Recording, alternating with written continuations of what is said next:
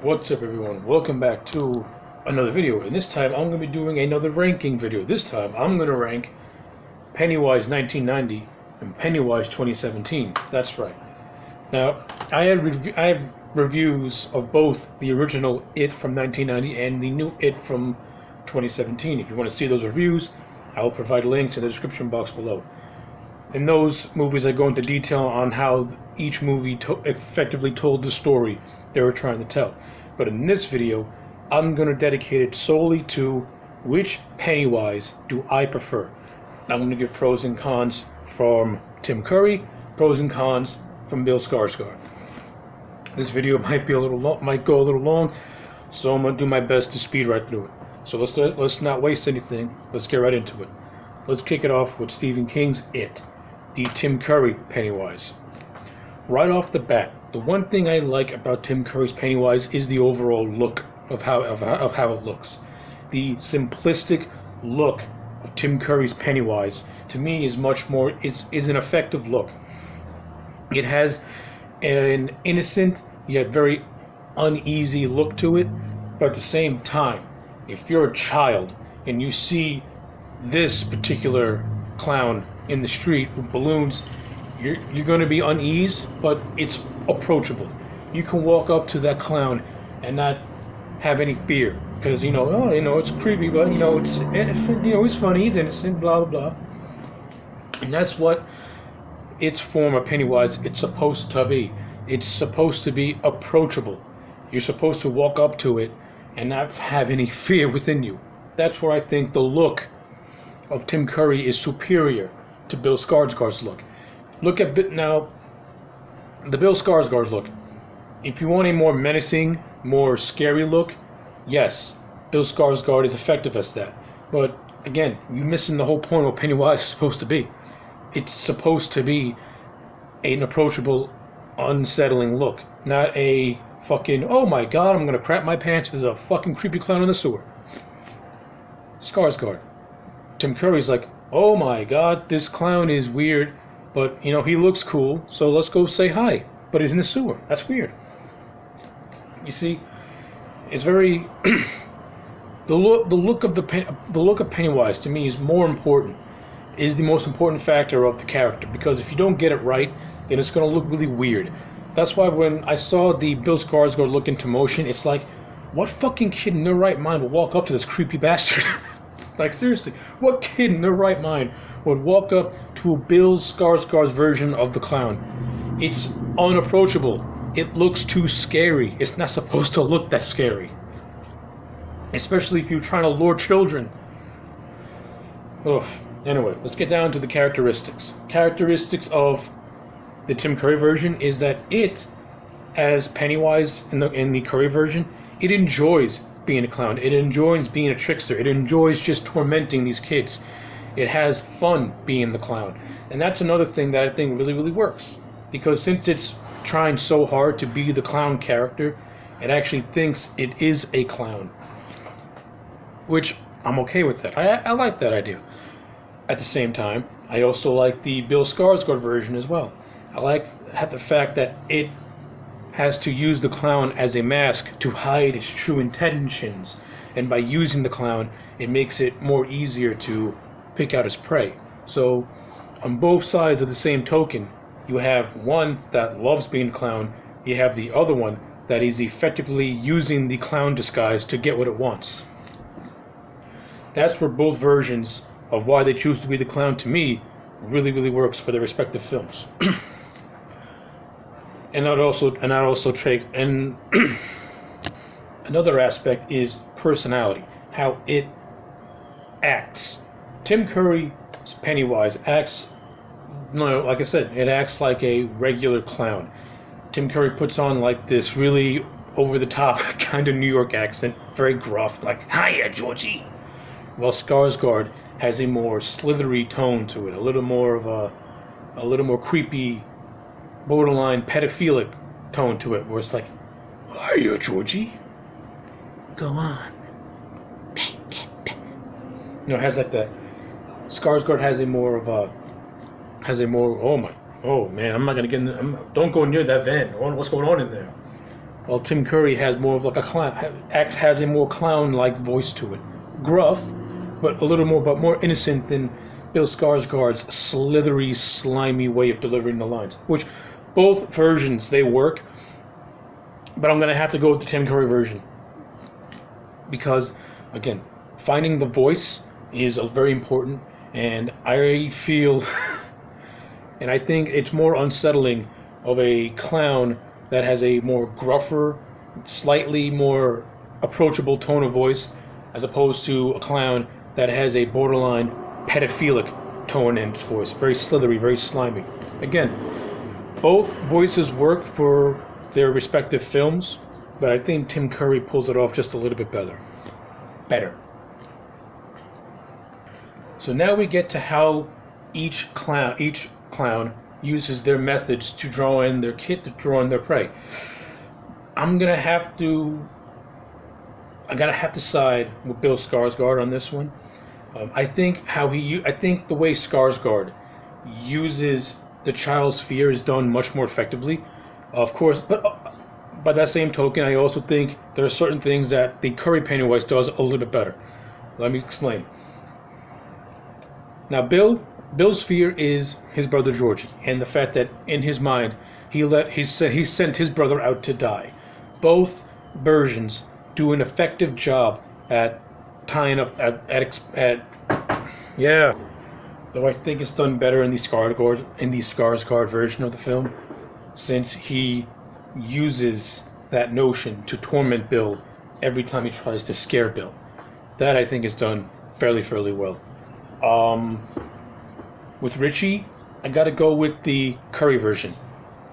Richie, because the whole idea of Richie being scared by clowns is kind of fucking stupid, and it's just the movie trying to be self-aware a little bit, and I think it's just dumb. I didn't like it in the movie, and I really don't like it talking about it, but I think it's more effective in the Curry version.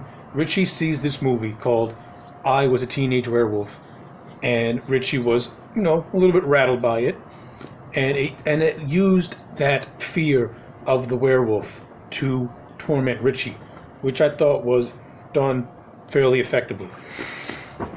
That I like.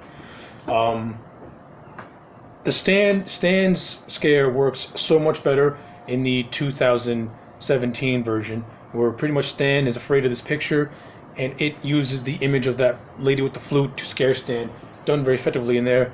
In the mini, Stan is just afraid to believe, pretty much.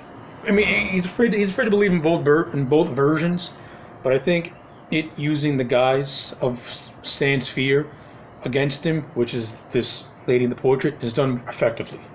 For Mike, Mike's fear in the original mini is not really said. He is a victim of racial bullying, but he's a victim of racial bullying in the mini. But Mike's fear is that he keeps seeing these images and sounds of people burning, and it's revealed that it was actually his mother and father that were burned in a house, and they were trying to save him. That's Mike's fear, and it uses that very effectively in the new version. Like it a lot. Beverly's fear is a metaphor for going through a menstrual cycle, pretty much her period, which I thought was done more effectively in the miniseries. I hate that Evil Dead bullshit that the remake did, when the whole blood bursts out of the sink and it covers the whole room red. It's so Evil Dead, and it's just so stupid. It's not scary. It's just excessive. Where in the mini, it's done more effectively. You get this balloon. It pops. The whole sink is covered red, and you hear this gurgly, and you hear the gurgly sound of Pennywise just saying, "You'll die if you try," which I think is much more creepy. It's not excessive. It's very stripped down and toned down. And some of the best scares are not when they're overblown. It's when you keep it simple and you just keep it right there. And that's, of course, I gotta go with the miniseries version. More effective that way. And it's just, hey, look, gross out. Eddie's whole thing is a domineering mother. You get that a little. You get that sense, I guess, in the miniseries, but it's more effectively done in the redo especially since Eddie is a germaphobe in the book, and in the movie it expands upon that because you get Eddie being attacked by a leper, as opposed to just Pennywise appearing in the bathroom while Eddie's taking a shower. I mean, he's also a germaphobe there, and he refuses to shower with the other boys, but it's more effectively done in the movie, where you actually see that fear manifested as the leper to attack Eddie. That was perfectly done. Did I miss anyone? I'm trying to think. Okay, Ben. Now we got Big Ben, Haystack. In the mini, Ben is tormented not only because of his weight, but because, there's a home life as well. And the fact that, Ben misses his father, and it uses that as a way to scare Ben and try to manipulate Ben, as opposed to the movie where Ben is reading stories about Derry's history and he sees a kid, and it's effective. But I think I got to go with the father motif a little bit better. It's more personal with Ben. It's something that he knows and something that he loves, and it is doing a perverted version of that to try and lure Ben into its clutches. That's where I think the mini is better than the actual movie in terms of like that. So it's like, when you compare and contrast how he attacks the kids in both versions, it's very, very even. And I think both movies in both aspects do it. And if you combine the versions I like from the mini and the versions I like from the 2017, you mesh those together, it would have been more effective for the 2017 version. But it's very lopsided. But I still, at the same time, I gotta slide with the 2017 version in a lot of ways, specifically with the strong points and how it handles most of the characters, despite for the two things I didn't care for. That I thought the mini did much, much better and made it much more personal, more scary that way. And now we get to how it attacks the kids when it has it all together as one in the sewer and they go to fight it. I think now, the 2017 version, it's pretty much a brawl where all the kids work together to fight it off. But in the miniseries, it's a little bit more suspenseful, a little bit more cerebral, where the kids pretty much are gathered in a circle, and it just uses any manifestation it can to try and get these kids to break the bond and break the circle. And I tell you the truth, I think it's more effective in the miniseries. I'd rather see the kids fighting off these machinations with their mind instead of a glorified ballroom brawl, which, don't get me wrong, it's extremely entertaining in the 2017 movie, and it has a lot of cool things in it.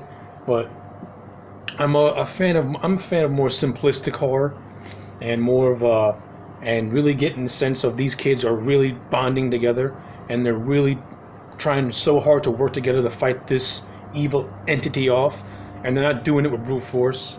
They're doing it with their childhood, with the bond that they have together, their friendship, pretty much. And I think it's much more effectively done in the miniseries like that, especially when Stan is in danger and is about to be killed, and Beverly uses the slingshot.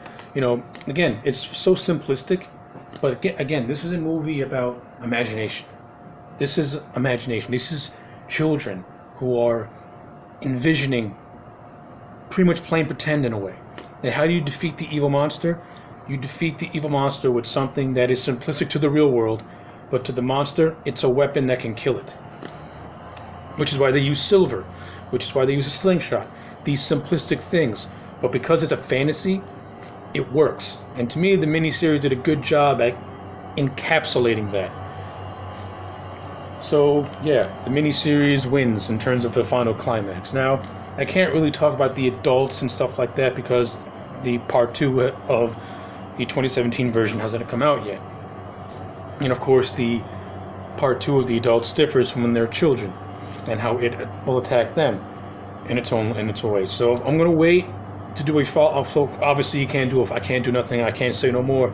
But just covering the kids aspect and just general broad strokes, I'm still going to side with the Tim Curry Pennywise as my favorite one. The look works. The way it lures his kids, both Pennywises kind of win in that sort of aspect, but I edge out more towards Skarsgård. And yeah, well, those are my thoughts on Pennywise versus Pennywise. Let me know yours in the comment sections below. Which one do you like? Do you like Curry? Do you like Bill? Let me know. Also, like this video, subscribe to the channel, and once again, I will provide links to both full-length reviews of each film in the description box below. Other than that, I'll check you back next time for more.